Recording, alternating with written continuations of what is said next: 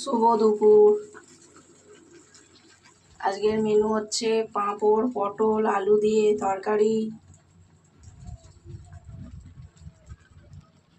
ভাত।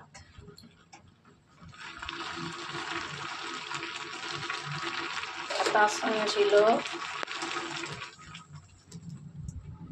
একটা সবজি, মিক্স সবজি।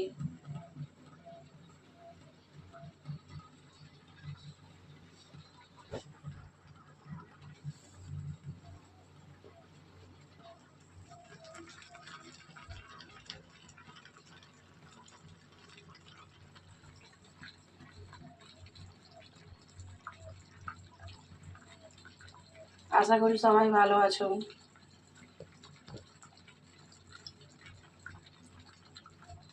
যদি ভিডিওটা ভালো লাগে তাহলে সকলে একটু